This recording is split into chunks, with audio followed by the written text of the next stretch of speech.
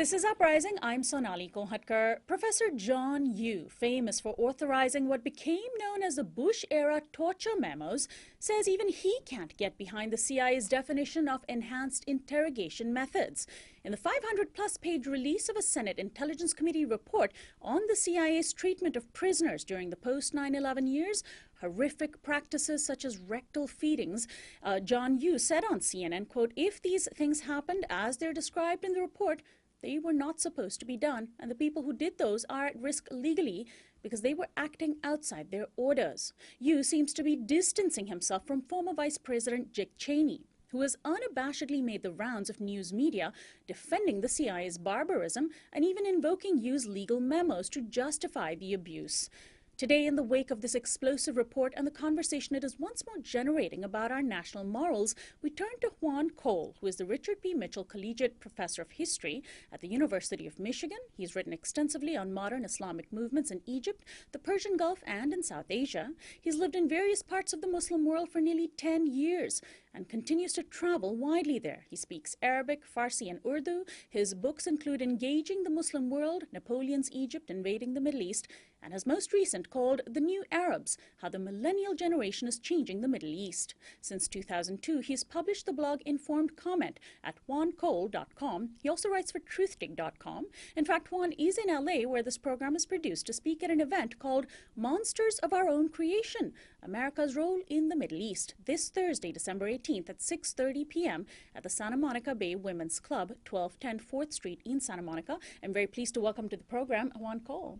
Thank you, Sonali. Thanks so much for joining us. Well, I've read your work for many years, and I'm so excited that you're here and able to speak with us at this very moment in time when this report has come out. And just this morning, we heard the story of this unfolding hostage crisis in Sydney that may be linked to the Islamic State because of this iconic black flag with white lettering that was seen in the window of the store where people were taken hostage. Now, when ordinary people try to make sense of such an incident, all they see is this barbarism, they see this insanity, they must hate us for our values, quote unquote. How do you explain what seems to be a sort of persistent support of groups like the Islamic State among people all over the world? How do you explain that to ordinary people?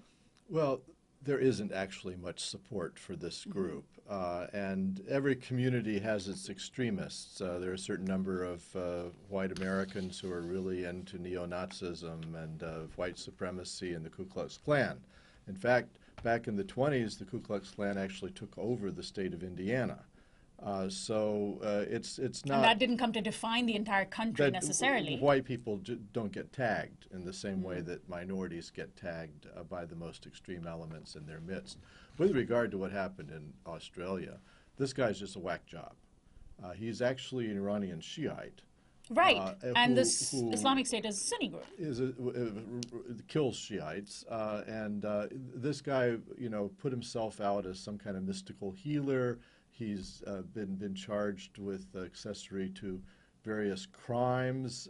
He's just a disturbed individual, and announced a month ago that he'd gone over to the hardline Sunni Salafi form and was now a Muslim and so forth. This is not, you can't read off anything from this guy. He's just a disturbed individual, and he's not even a member of the mainstream Sunni community in Australia. And the Sydney people actually have been very good about promising that there won't be reprisal actions taken. So when President Obama and other U.S. officials speak about the Islamic State, they often invoke this idea that there are thousands of foreign fighters from around the world, including the U.S. and Europe, that are traveling to Syria and northern Iraq to join in the fight with ISIS. Are those reports even true? Do we know they're true? Well, yes, but they don't amount to anything. David Cameron keeps giving speeches. He talks about 400 British youth going off to fight with I call them Daesh, which is what they call them in Arabic. It's the Arabic acronym of ISIS. And they don't like it, so it's much better to call him. And Secretary Kerry has been referring to them as such as well. That's right. There's nothing Islamic about them. They're just criminals. They're gangsters. They're smugglers, human traffickers, and these youth who went off from England, there are nearly 4 million British Muslims. Their numbers have doubled in the past 15 years. 400 is not actually significant. You could get 400 people to do anything. There was a cult here in Southern California where the leader of it got, I think, over 40 people to commit suicide in order to catch a ride on an asteroid. So, you know, Cameron is simply hyping this thing. And the reason for that is that he's competing with the far right in the UK and making hay. So no, this group in the desert fringes of Syria is not important, and it's not a huge big thing that it's been hyped to be. There's a whole class of national security experts in Washington, D.C. who make their living identifying threats to the homeland and then putting themselves forward as the solution. In fact, this group is very unlikely to be there in a few years. It's not popular. The opinion polling, you know, it took over the city of Mosul, which is in Iraq. It's 2 million people there. They're cosmopolitan people. They were asked in 2012 by pollsters that, do you believe in separation of religion and state? 75% of them said yes. They're the most secular people So in the how Middle did East. ISIS take over such a city? And that's the fear that has been ignited, that this small group of ragtag soldiers caught everybody off guard. Yeah, well, they didn't conquer the city. There was an uprising in the city in conjunction with them against the Iraqi government, which the U.S. installed and which is hardline Shiite and which people felt was oppressive. So what you're saying is that rather than see this as a success of ISIS, it should be seen as a failure of U.S. policy. Complete failure of U.S. policy. The U.S. created enormous power vacuums in that part of the world and also set up very unfair and invidious forms of governance, which people felt were oppressive. And when people feel oppressed, they make deals with the devil. So let's talk about the CIA report, the Senate Intelligence Committee's report on CIA torture tactics in the years following 9/11. The CIA and Pentagon used this fear that it would ignite more anger in the Muslim world, more attacks against Americans to try to squash the report. First of all, if they were so worried about it, why did they torture? And second of all, didn't the Muslim world already know about CIA torture? They didn't really need this report to tell them something they already knew, didn't they? Oh, well, there was no reaction in the Muslim world to that report. That was just American inside the Beltway politics. You know, if the Republican Party was afraid that this would stick to them, and so they sat in a room and said, well, what counter-narrative could we put out there? And they decided, oh, well, Democrats endangering national security by making crazy Muslims angry. And in fact, there's no, you know, Friday would have been when there were big demonstrations in the Middle East. That's when the demonstrations happened.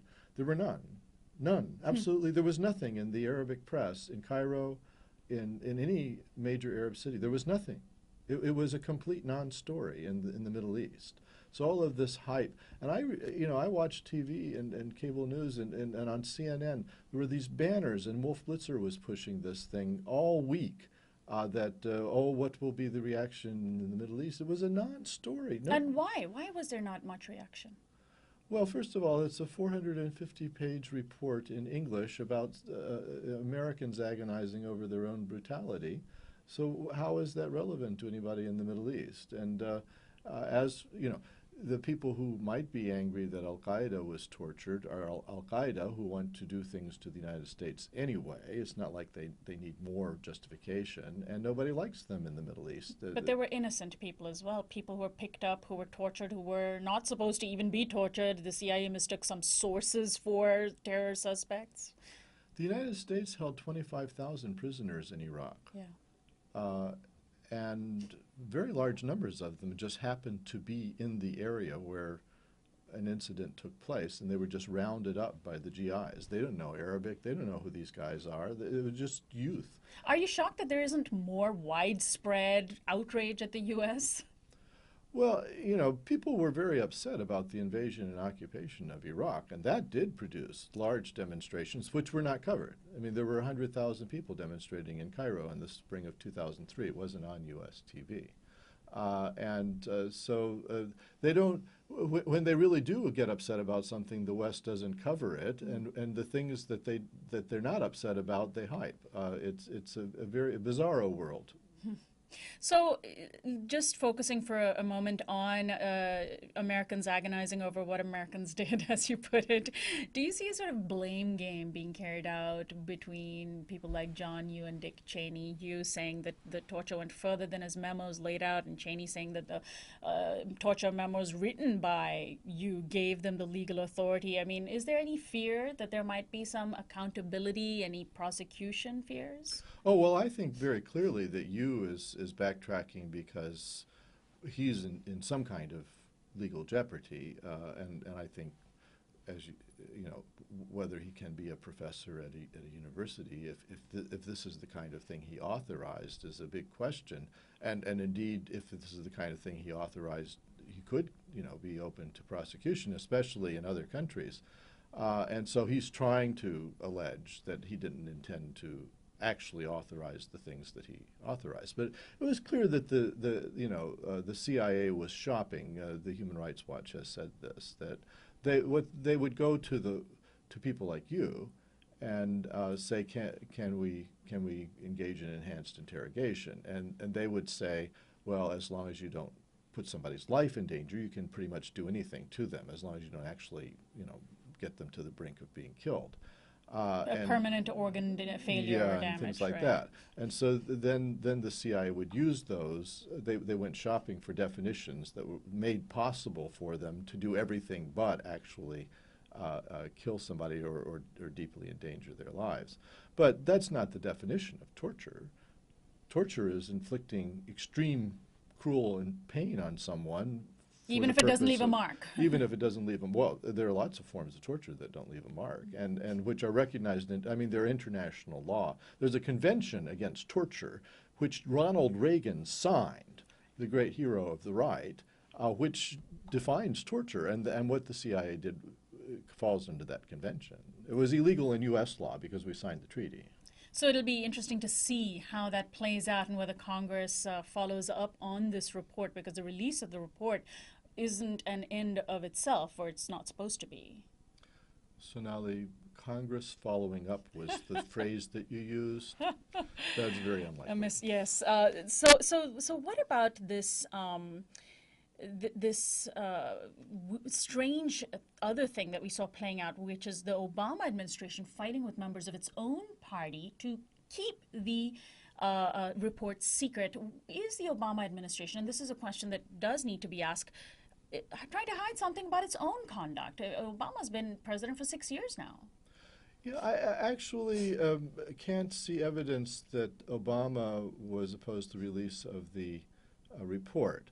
I think John Kerry called Senator Feinstein and asked her to delay a week. And I think it's because there was some threat going on in the Middle East. Remember, the embassies in Cairo were closed and so forth.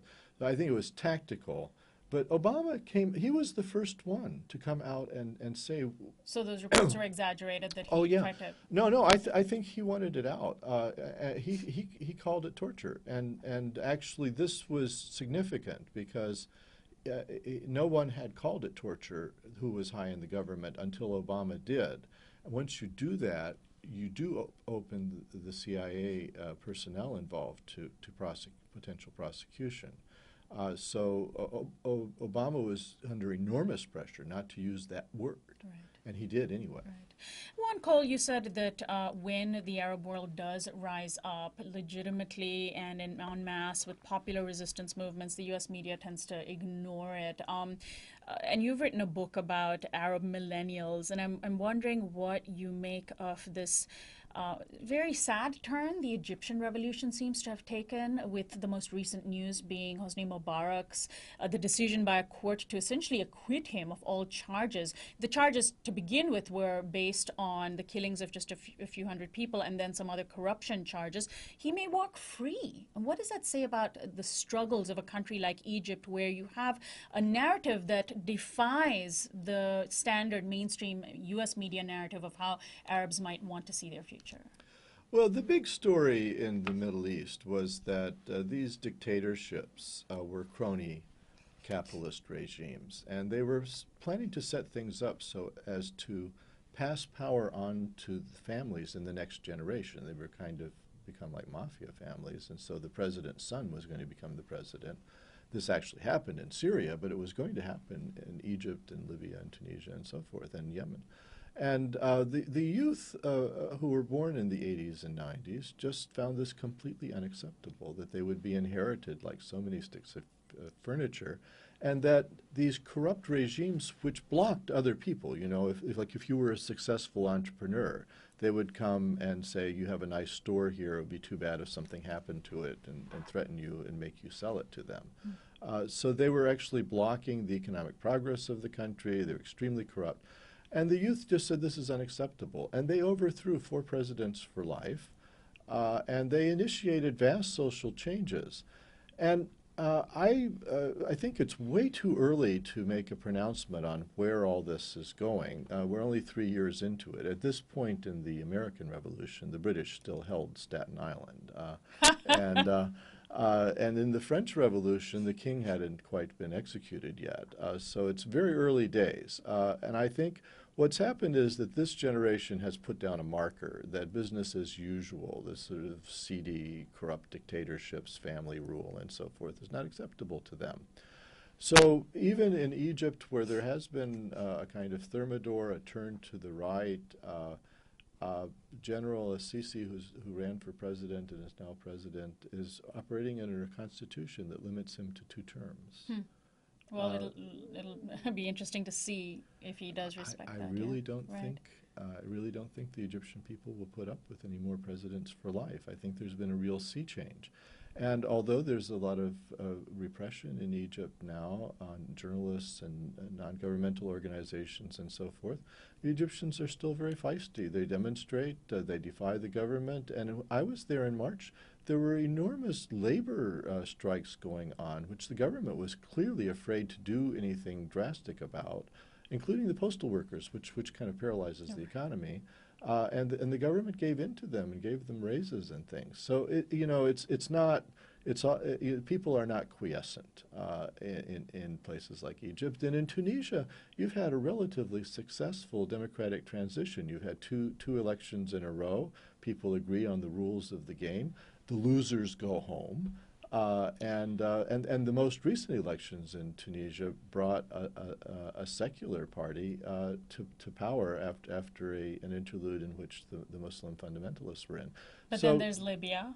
Well, you know, revolutions are messy. I think. And Libya was the one case where the U.S. and NATO had a very overt interference, the results of which may be partly to blame for what we're seeing today. Well, you know. When a country goes into revolution like Libya did, and the same thing happened in Syria, if the government digs in its heels and deploys, you know, tanks and artillery against civilians, it militarizes the struggle. That's what happened in Libya. Once you have militias, they're very hard to demobilize. So I think it's just the revolution destabilizes things, and you've got a lot of militiamen who are heavily armed. But again, you know, these things don't necessarily, work out easily. In the French Revolution, people forget now, there was a peasant revolt in the Vendée in which we think 40 to 100,000 people were killed in the course of the 1790s. And people asked Thomas Jefferson whether it was worth it, and he said yes at the time. So, I think we're a little bit spoiled or something when we look at these massive political events, that we expect a revolution to suddenly result in positive changes. There's a lot of things that have to be worked through in these countries before things settle down. Briefly, there's the Israeli-Palestinian conflict, which many see as sort of defining issue in the Middle East. Tensions rising there once more after the war in Gaza with East Jerusalem, the mosque, and in the West Bank, major protests. The death this past week of a minister that Palestinians say was the result of Israeli aggression. Do you see, and some people fear a third intifada, I've said this several times on the show, do you see that region on the verge of exploding again? Well, it's not going anyplace good, and there's potential eventually for severe violence in the West Bank. You could have another 1947 there. And geopolitically, it's a flashpoint, and it's all the fault of the United States. If all the U.S. would have to do is simply not veto UN security resolutions regarding Israel, and let the world put sanctions on Israel for crimes against humanity and illegal actions, and then the thing would get solved. Well, Juan, I want to thank you so much for joining us today, and good luck at the event this Thursday. My guest, Juan Cole, is a professor at the University of Michigan. He's going to be speaking at a Truth Dig event called Monsters of Our Own Creation, America's Role in the Middle East, on Thursday, December 18th, 6 p.m., Santa Monica Bay Women's Club, 1210 4th Street in Santa Monica. You can check truthdig.com for more information. Thank you so much, Juan. Thank you, Sonali. This is Uprising. We'll be right back.